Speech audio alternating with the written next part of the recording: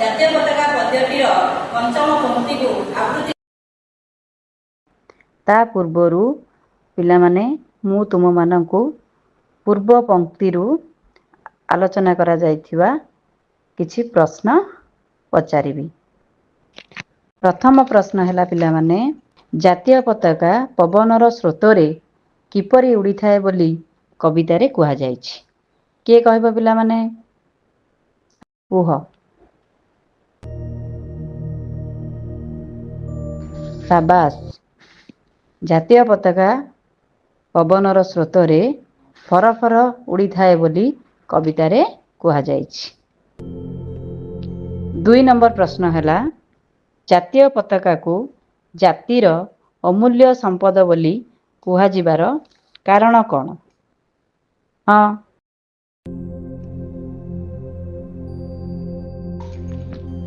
ଜାତୀୟ ପତାକାକୁ ଜାତିର ଅମୂଲ୍ୟ ସମ୍ପଦ ବୋଲି କୁହାଯାଇଛି କାରଣ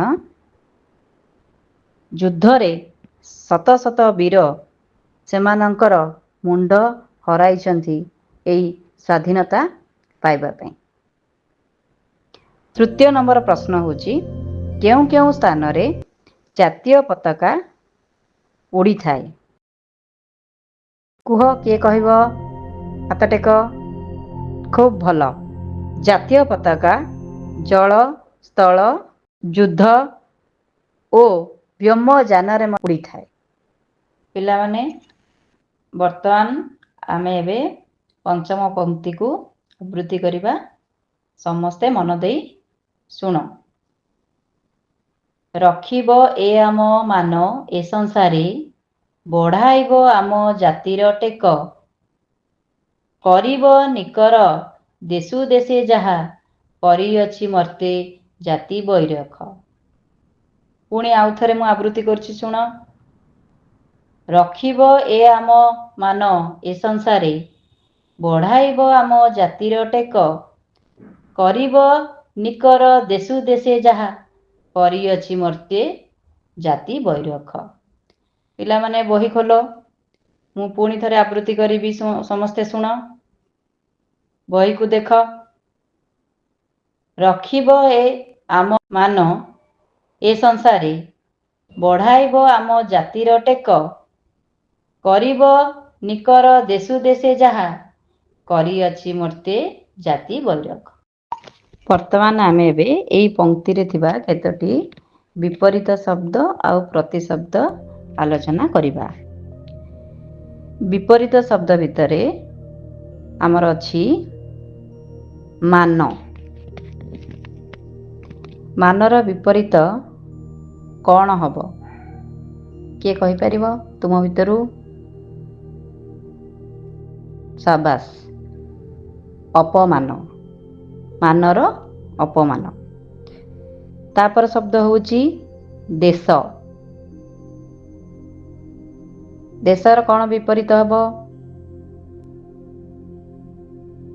ବିଦେଶ। ଭଲ। ତାପର ଶବ୍ଦ ହେଉଛି ଆମର ମର୍ତ୍ତ୍ୟ।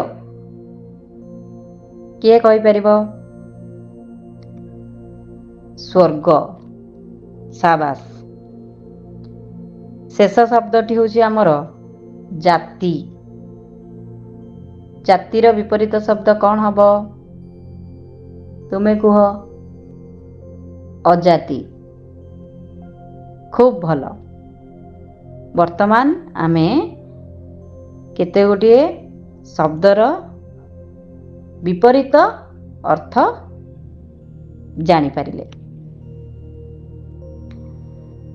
ତାପରେ ଆମେ ପ୍ରତିଶବ୍ଦ ଗୁଡ଼ିକ ଆଲୋଚନା କରିବା। ଏହି ପଂକ୍ତିରେ ଆମର 3ଟି ପ୍ରତିଶବ୍ଦ ରହିଛି। ପ୍ରଥମଟି ହେଲା ସଂସାର। ସଂସାରର ପ୍ରତିଶବ୍ଦ କିଏ କହିପାରିବ ତୁମମାନଙ୍କ ଭିତରୁ? କ'ଣ କ'ଣ କହିଲ? ଦୁନିଆ, ଜଗତ, ଭୁବନ। ଖୁବ୍ ଭଲ। तापर शब्द रही आमर बैरख। बैरखर प्रतिशब्द गुड़िक कौन कौन हम कुह?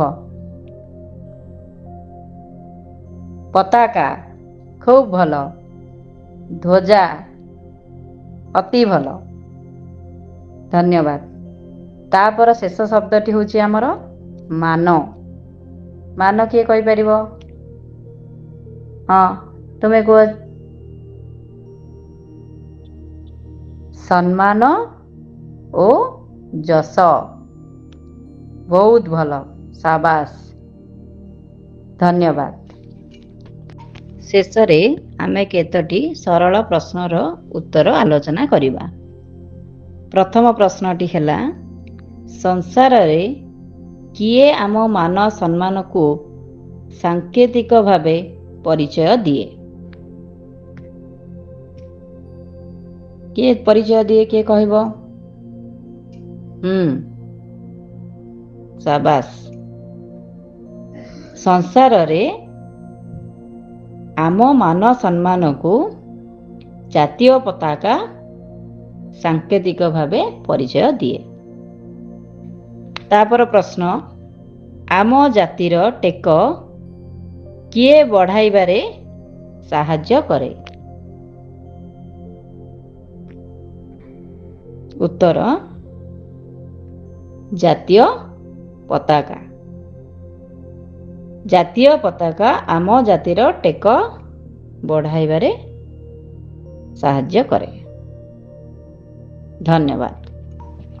वर्तमान पिला माने आमे पाद पूरण करिबा बा शून्य स्थान पूरण करिबा। मु कहूची तुम माने सुनो, तापरे शून्य स्थान को पूरण करिबो। रखिबो ए आम मान ए संसारे, बढ़ाइबो आम जातिर डेस। किए कहि परिबो? एठी कौन रहिबो? को शब्द छड़ा जाइछि? ठीक अछि, तमे कुह। टेक, शाबाश। तापरटा, करिब निकर देशु देशे जहा, करी अछि मर्ते जाति देश। कौन रहिबो एठी? तुमे कुह। शाबाश, बैरख।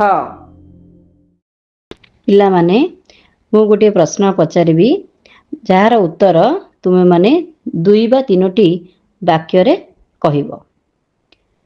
प्रश्न हैला, जातीय पताकार टेक आमे किपरि रखि परिबा?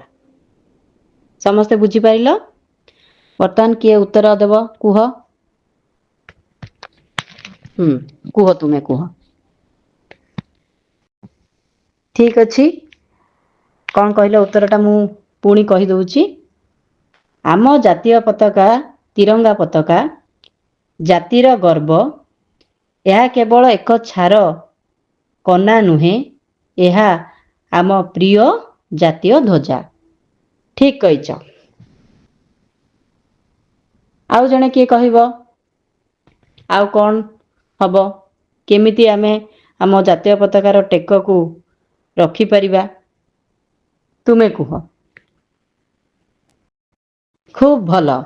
जातीय पताकार टेक रखिबा पई युद्ध समय रे शत शत वीर निज जीवन को हारिबा पई भी पछई नथिले।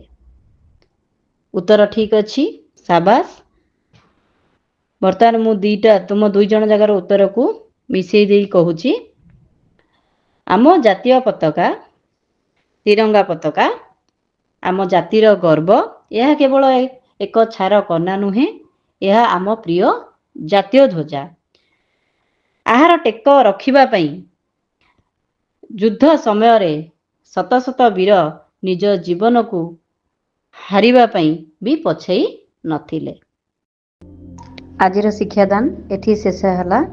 मो तरफरु समस्तंको अशेष अशेष धन्यवाद। नमस्कार।